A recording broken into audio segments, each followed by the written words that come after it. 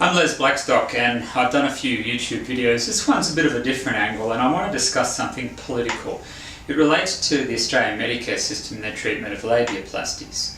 Now, I've done over 500 labiaplasties, which makes me a reasonable experienced practitioner worldwide. In Australia, apparently I've done probably more than most from this way. The assertion has always been that labiaplasties are done purely for cosmetic reasons, and this has never been a process that Medicare wants to actually pay the government's funds towards cosmetics. Now, it's not my belief, and I believe that many women with labiaplasty have significant problems.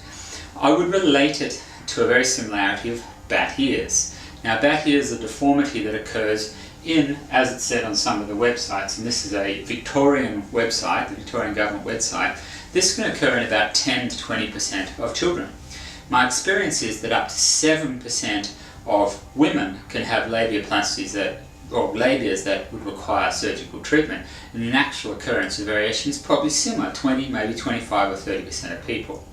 So if you read the Victorian government's Better Health channel from that way, they say, and I'll quote it, that the operation is usually performed to reduce the chance that the child may be exposed to teasing and ridicule at school. Now, I propose to you that excessive labia in the modern society, with exposure of genitals and oral genital sex and discomfort, not to mention discomfort while moving, running, chafing, irritation, increased yeast infections, problems with comfort in clothes, irritation that can actually cause bleed, get pain causing and turning during intercourse, all these things can be a significant functional problem. Now, why is this relevant? Well, there was a Medicare, and there still actually is a Medicare item for labiaplasty, but the government's now split the item.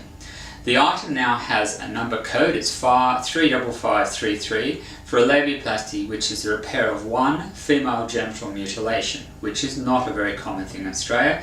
And the second is anomalies associated with major congenital abnormalities of the urogenital tract, other than a service associated with some other items. So we're talking about a very complex procedure to repair rarely forming problems. The Medicare item number for that and the payment is $262.40, and it's listed as a 75% rebate, which says it can only really be done in a hospital environment.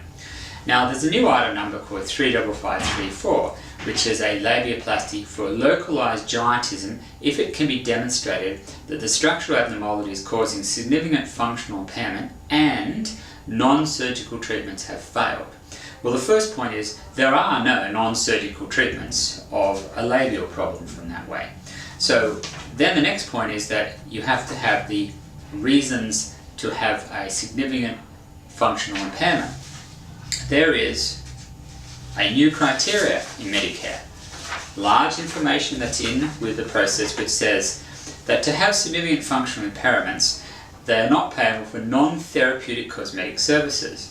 Now, to get this item number for all of the $262.40, you've got to lodge a claim in writing to the Department of Human Services, who refer it off to the National Office of the Department of Human Services for assessment by the Medicare Claims Review Panel. These people may not necessarily be doctors, and you've got to provide sufficient evidence to enable this panel to work out if you have the determination of a significant functional impairment. So the evidence should include a clinical history outlining the functional impairments, the medical need for reconstructive surgery, and photo evidence may not that it won't be, but it may not be required for the item number. So, do you think this is something that most women who are really, really embarrassed in the first place are going to want someone to do? So they're going to want to have this detailed history sent off to a group of bureaucrats who will pore through it?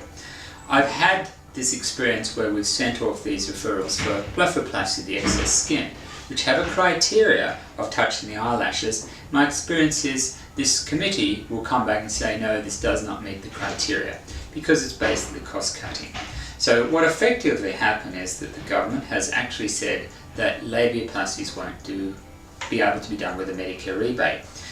If you look at the bat ear deformity, the item number for that, there is no such criteria. So you do not have to send off, you do not have to have a committee involved, it's just a matter of assessment from that side. The rebate is actually higher, and the procedure can be done outside of a hospital in a facility of an outpatient.